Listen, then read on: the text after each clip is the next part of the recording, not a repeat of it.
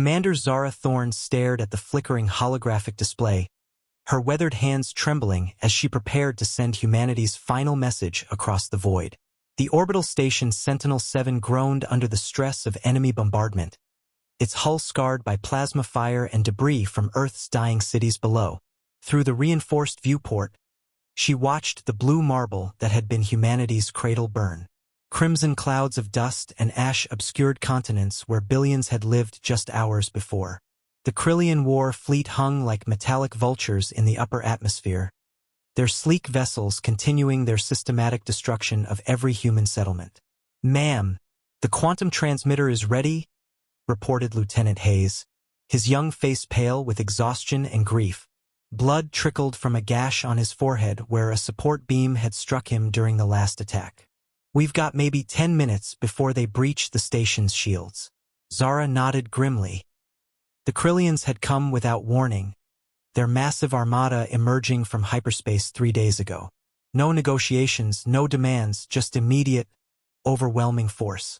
Their crystalline ships had ignored all attempts at communication, responding only with devastating energy weapons that turned Earth's greatest cities to glass. But humanity had one final card to play. "Open the channel," Zara commanded, activating the experimental quantum communicator that could reach across galaxies instantaneously. The device hummed with barely contained energy, its exotic matter core pulsing with an eerie blue light. The transmission began, and Zara's voice carried across space and time to the Krillian homeworld of Zirion Prime, 40,000 light-years away. But her message wasn't meant for the Krillians. "This is Commander Zara Thorne of the Terran Defense Corps, transmitting to Zirion Prime. We know you're listening." She paused, watching another section of Earth's surface disappear beneath nuclear fire. "Your fleet has destroyed our world, slaughtered our people. You think you've won." The station shuddered as another plasma barrage struck the shields. Warning klaxons blared, and emergency lighting bathed the command center in hellish red. "But you've made a critical error," Zara continued, her voice steady despite the chaos around her. "You see, 3 years ago, our deep space probes discovered something interesting about your solar system. Your sun, Zirion, is unstable. It's been building toward a massive coronal ejection for millennia." Lieutenant Hayes looked at her with wide eyes, beginning to understand. In the distance, the Krillian ships seemed to pause their assault, as if sensing something had changed. "We've been watching, calculating, waiting, and today, at precisely 1437 Earth Standard Time, we triggered that ejection using a cascade of quantum-targeted neutrino bombs delivered by our stealth ship Prometheus. The light from your dying star left Zirion 40,000 years ago.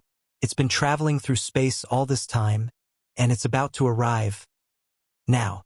As if responding to her words, space around the Krillian fleet suddenly blazed with impossible light.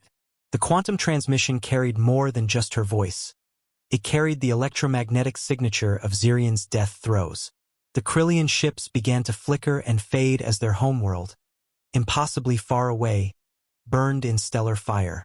The alien vessels, somehow quantum entangled with their dying sun, began to dissolve like mirages in the desert. Their hulls became translucent, then transparent, then vanished entirely. In minutes, the mighty Krillian armada that had destroyed Earth simply ceased to exist. "You came here to exterminate us?" Zara whispered into the communicator as the last enemy ship faded away. "But we exterminated you 40,000 years ago. You just didn't know it yet." The station's emergency power flickered and died.